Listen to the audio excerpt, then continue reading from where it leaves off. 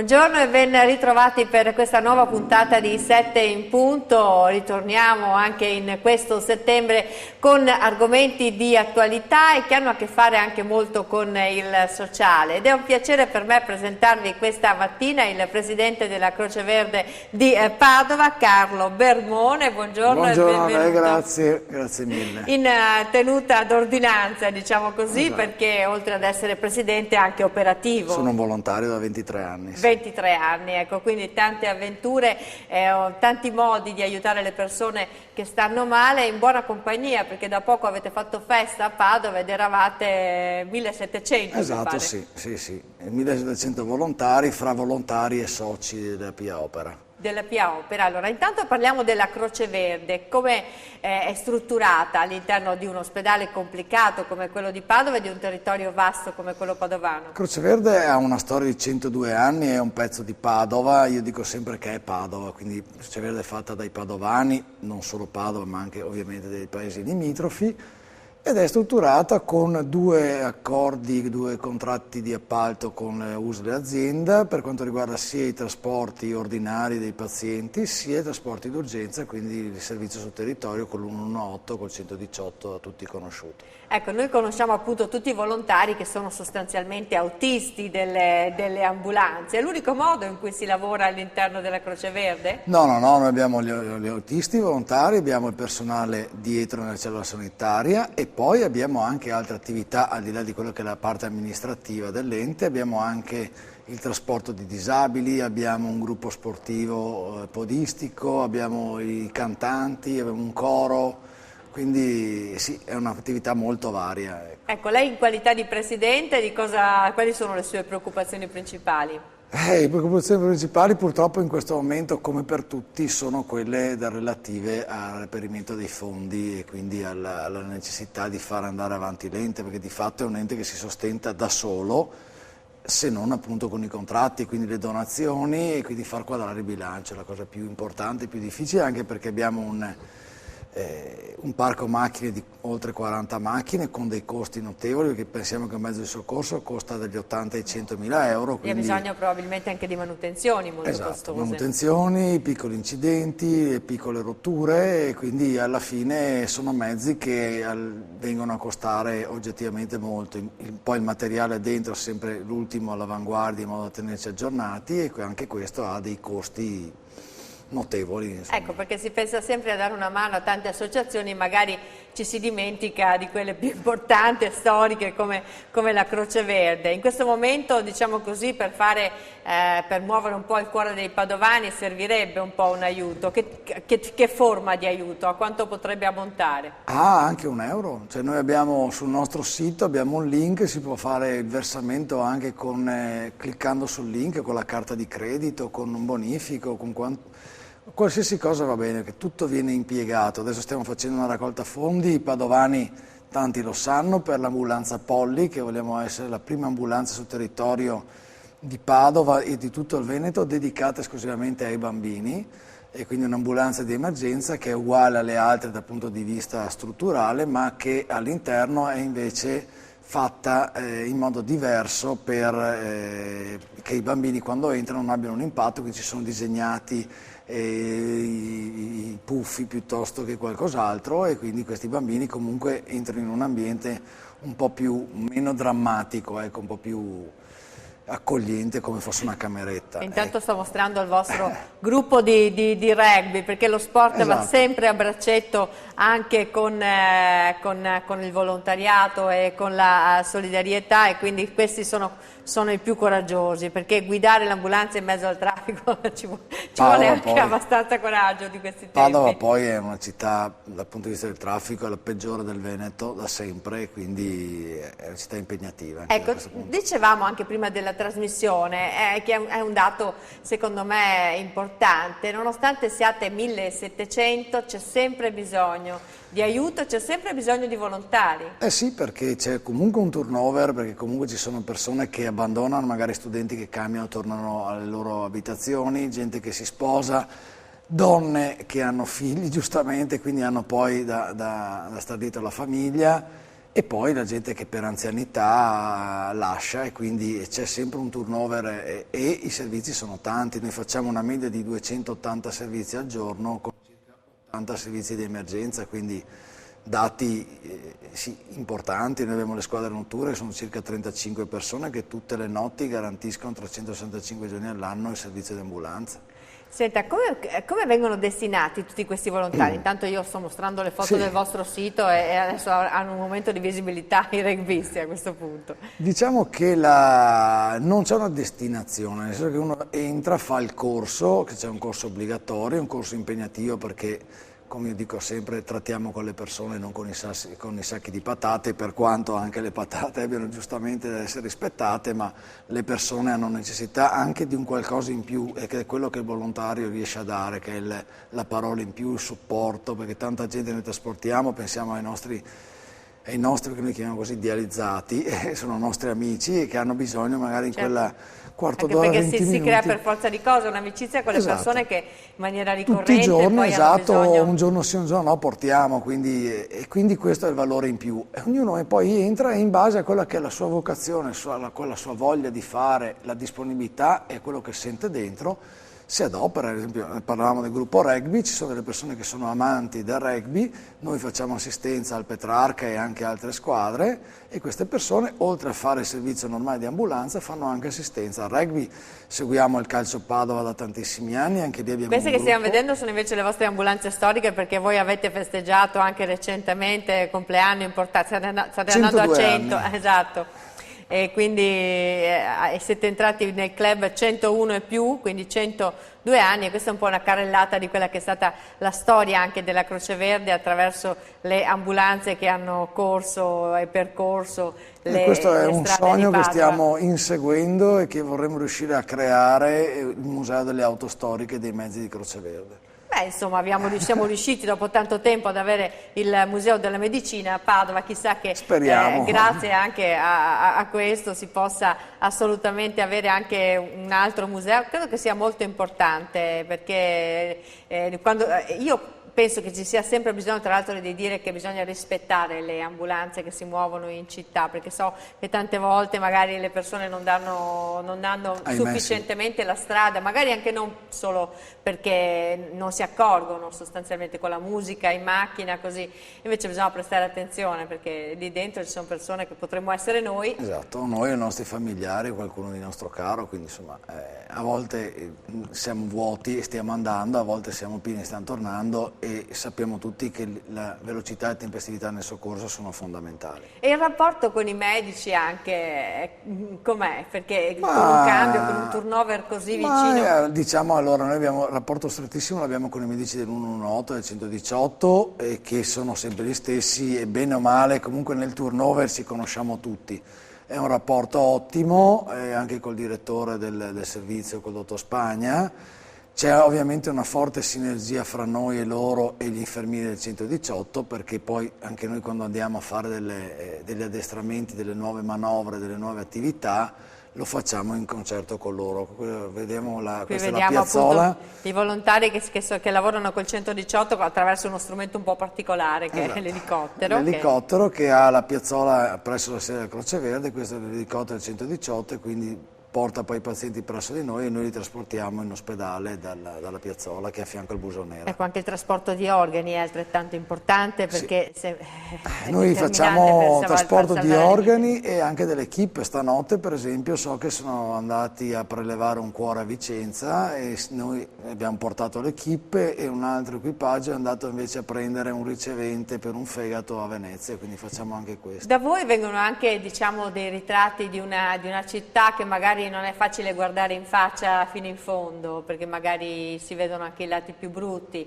la tossicodipendenza, l'alcolismo, e quali segnali si sente di lanciare come preoccupazione da parte degli operatori che vedono tutto questo e che magari intervengono? Il grosso problema che c'è è degli ultimi anni, è soprattutto l'alcolismo, che soprattutto la fascia di età si è spostata molto in basso, purtroppo. Purtroppo andiamo a soccorrere ragazzini di 13, 14, 15 anni in coma etilico, semicoma etilico, e questo è un grosso dramma che noi viviamo sulla nostra pelle, proprio perché appunto essendo in prima linea nel soccorso ci troviamo con queste, diciamo che la droga forse è un po' calata da questo punto di vista, purtroppo anche qui sappiamo perché siamo passati dalla vecchia eroina a altre droghe ben più pesanti, invece che è aumentato esponenzialmente sicuramente il soccorso per crisi di abuso di alcol. In questo caso voi come intervenite? Cercate magari subito di anche identificarli, chiamare i genitori? Lì è un problema perché quando sono minorenni è un problema, certo che trovandoli in coma non possiamo fare altro che prendere e trasportarli in ospedale e chiamare le forze dell'ordine che poi procedono all'identificazione perché noi non possiamo prendere documenti e quant'altro, però questo è un grosso problema, soprattutto in alcune serate della settimana si presenta Quindi ricorrente anche, non solo per festoni, tipo Capodanno, così, no, ma anche durante la settimana? Anche durante la settimana. Però questo è un segnale che ci viene dato da diversi punti, dai primari, dai pronti soccorsi, da voi, quindi effettivamente un richiamo ai genitori va fatto di sorvegliare questi ragazzi forse di più, perché si può nascondere poi un problema così ai genitori, secondo lei? Io credo che sia abbastanza difficile, se sei un genitore, io sono padre di 2 figli e sono sicuro che insomma saprei, per carità, faccio anche questa cosa da tanti anni, però credo che un po' di attenzione dovremmo dedicarla di più ai figli, perché purtroppo su certe situazioni ci rendiamo conto che non c'è oggettivamente un controllo, i genitori rimangono stupiti e basiti. Certo c'è quello che è la prima volta che è uscito con gli amichetti e si è fatto il mezzo litro di whisky, c'è quello che invece reiteratamente purtroppo lo fa e questo è un grosso dramma Per rimanere sociale. in un ambito problematico, ecco, il più dei vostri interventi è legato, come lei ha detto, a persone che hanno malattie e che hanno bisogno di voi per il trasporto, oppure anche a problemi di urgenza ed emergenza medica. Però quest'anno in particolare a Padova, nel Padovano, ma anche fuori in altre città d'Italia, ci sono state tante questioni collegate proprio all'intervento di soccorso e all'immobilizzazione delle persone che magari diventano anche violente. Sappiamo che anche in alcuni casi purtroppo è finita malamente. Ecco, è una grande responsabilità, cioè c'è bisogno di grande preparazione, ma anche di sapere valutare un po' la situazione. Sì, in questo, come dicevo prima, subentra l'aspetto del volontariato, che sicuramente ha un approccio a volte diverso rispetto al paziente. È un problema però serio che abbiamo anche noi.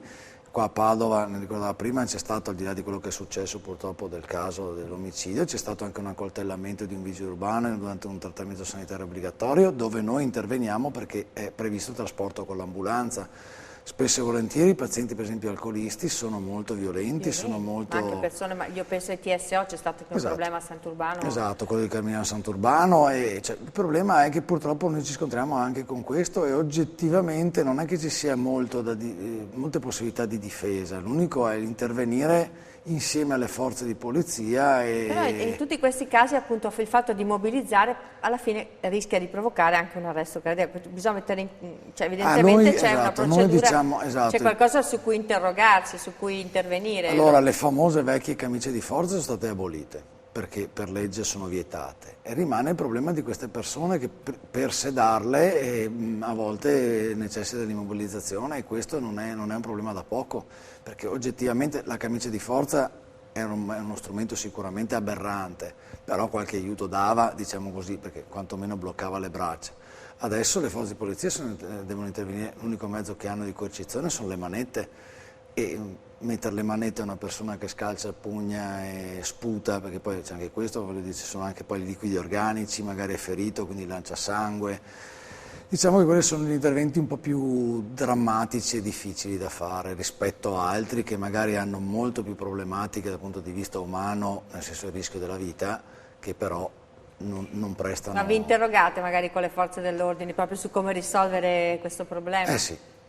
Il problema è che purtroppo ogni caso è un caso a sé, cioè non riesci a trovare una linea guida da instaurare con queste persone di base. Diciamo che di base il nostro ordine di servizio che io do e noi diamo è quello di rimanere il più lontani possibile proprio per evitare queste cose. Ci sono dei momenti però in cui siamo necessariamente vicini, quando sono in ambulanza e non è che la distanza massima è 20-30 centimetri, quindi... Le faccio una domanda che magari se l'aspetta, perché so che lei è stato protagonista involontariamente di una polemica qualche settimana fa legata proprio all'emergenza profughi. L'emergenza profughi voi la vedete anche voi direttamente, ma non da ieri mattina, cioè da anni e anni. Da sempre. Esatto, fa parte di quelle cose che magari nessuno vuole vedere, però queste persone stanno male, sono in giro e partoriscono e succedono un sacco di cose che voi ovviamente vedete perché intervenite anche in questi momenti. Lei aveva pubblicato su Facebook